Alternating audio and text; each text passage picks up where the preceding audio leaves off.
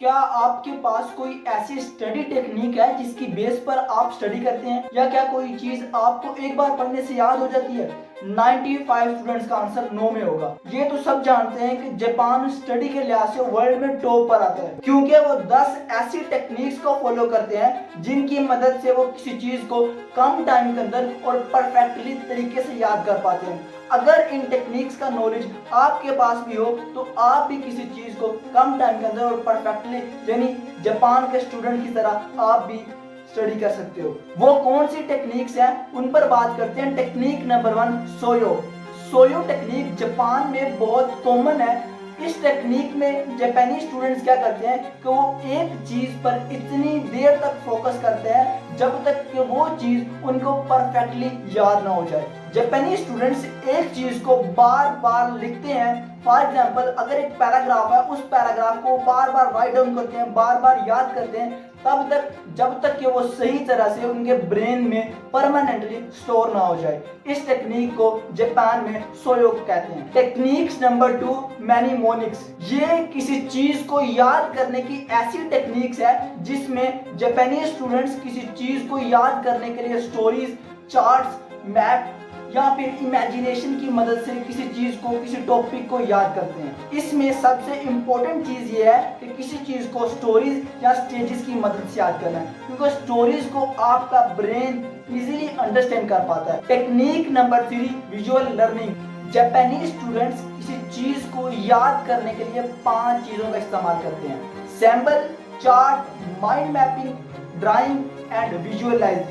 Technique number 4, recite out loud. ये तो सब जानते हैं कि आप किसी भी चीज को याद करने के लिए अगर आप 3 सेंसेस को यूज करते हैं तो वो चीज आपके ब्रेन में परमानेंटली, यानी लॉन्ग टर्म मेमोरी में सेव हो जाती है। यही चीज अप्लाई करते हैं जापानी स्टूडेंट। नंबर 1, विजन, देख कर पढ़ते हैं। नंबर 2, स्पीकिंग, बोल कर पढ़ते हैं। And number 3, hearing. जापानी स्टूडेंट्स ज्यादातर ग्रुप स्टडी करते हैं जिसके अंदर वो किसी भी चीज को लाउडली और एक दूसरे को सुनते और सुनाते हैं। अगर वो ग्रुप स्टडी में ना हो तो वो नॉन लिविंग थिंग, यानी किसी ऑब्जेक्ट की मदद से उसको सिखाने की कोशिश करते हैं जिससे वो इजीली किसी भी चीज को अंडरस्टैंड कर पाते हैं। Technique number 5, mindful study.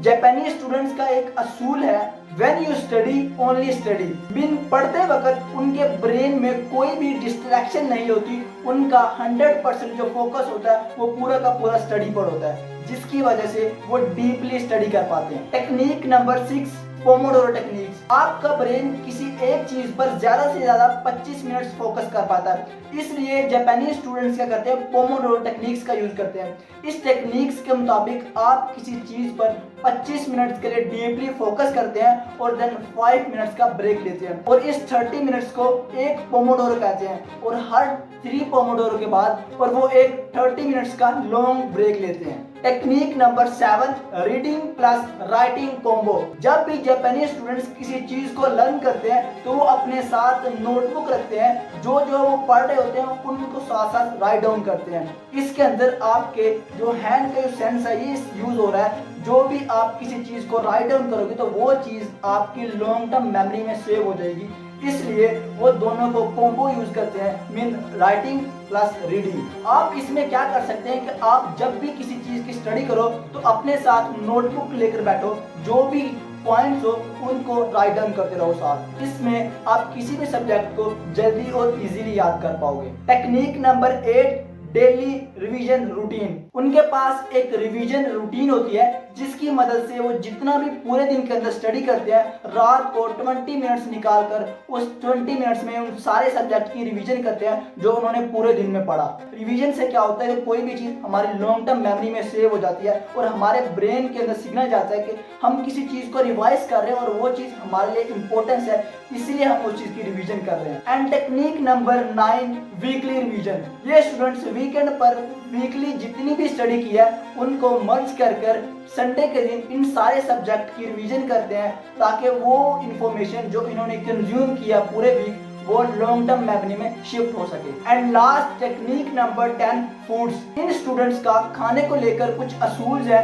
जब भी वो स्टडी के लिए बैठते हैं तो उनके साथ एक वाटर बोतल होती है और स्टडी करने से कम 2 घंटे पहले वो खाना नहीं खाते। खाना खाने से होता है क्या कि हमारा जितना भी ऑक्सीजन होता है वो खाने को डाइजेशन करने में लग जाता है, इसलिए हमारा ब्रेन फोकस नहीं कर पाता किस चीज पर, जिसकी वजह से हमें नींद आना शुरू हो जाती है। इसमें आप क्या कर सकते हैं कि आप स्टडी के 2 घंटे पहले खाना खा सकते हैं और साथ में स्टडी के दौरान पानी बार बार पी सकते हैं। पानी से क्या होता है, ऑक्सीजन लेवल हमारे ब्रेन का हाई होता है, जिससे हम इजीली किसी भी चीज को स्टडी कर सकते हैं।